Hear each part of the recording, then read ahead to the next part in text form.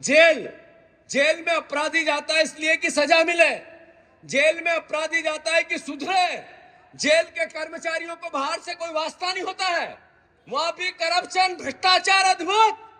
पूछा क्या करते हो भ्रष्टाचार करके, तो नीचे से ऊपर तक जेल मंत्री को हिसाब देना पड़ता है और कमीशन देना पड़ता है, इसलिए वहां नशा बिकता है।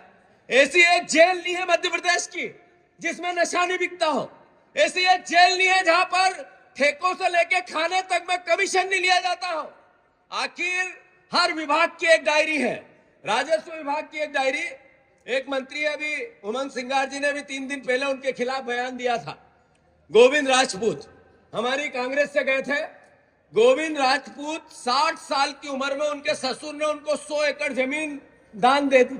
60 साल में दहेज आया काका, 60 साल में। फिर पब्लिक डोमेन में ये बात आई, पत्रकारों ने उठाई, तो वो जमीन वापस ससुर को दे दी। अब आईटी के लोग जांच कर रहे हैं, मतलब इनका कैसा वो ससुर के पास जिंदगी में कभी 50 एकड़ से ऊपर जमीन ही नहीं थी, एक दम से उसने खरीदी, दूसरे दम से दे दी। वाह, यह है नया भारत नरेंद्र मोदी का। साथियों, जब बुधनी के चुनाव में बीजेपी को सबक सिखाया तो हमें भी एक मैसेज दिया, कांग्रेस के कार्यकर्ताओं को भी एक मैसेज दिया कि आप विपक्ष में हो, जनता की लड़ाई लड़ो, सड़क पे रहो।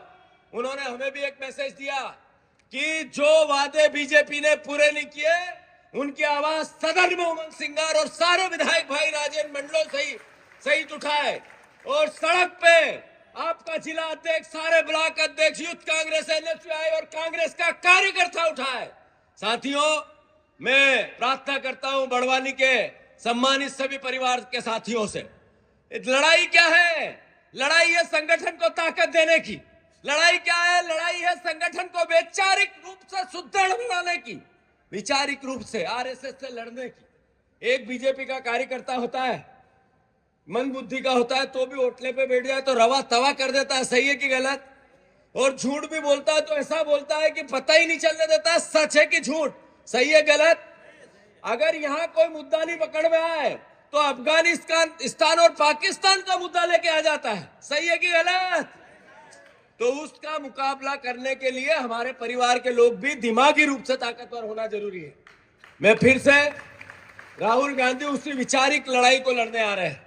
राहुल गांधी जिन्होंने इस देश को अब की बार 400 पार, क्यों?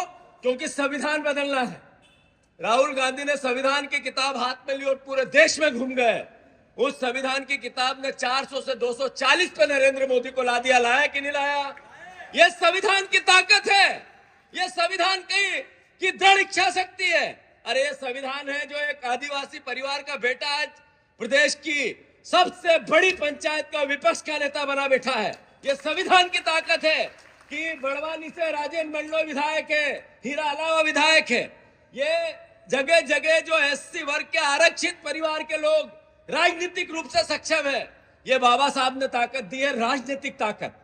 पर बाबा साहब ने जब ये संविधान बनाया था तो कहा था राजनीतिक ताकत ही पूर्णता नहीं है, आर्थिक ताकत भी समानता की होनी चाहिए सभी आरक्षित वर्ग को। राजनीतिक ताकत के सामाजिक ताकत भी बरोबरी की चाहिए।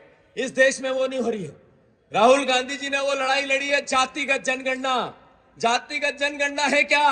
गरीब की पहचान, और गरीब के लिए देश का खजाना, प्रदेश का खजाना खोले, इसके लिए होना चाहिए जातिगत जनगणना। सभी परिवार के साथियों से अनुरोध करता हूं, राहुल गांधी जी, प्रियंका गांधी जी, खड़गे जी 27 तारीख को आ रहे हैं महू में। कौन कौन लोग पूरी ताकत से सब साथियों के साथ आएगा? हाथ ऊंचे करो। सबको संसाधन नहीं हो तो राजेंद्र अध्यक्ष जी सब उपलब्ध कराना, और मैं सबको आपको निमंत्रण देने आया हूं।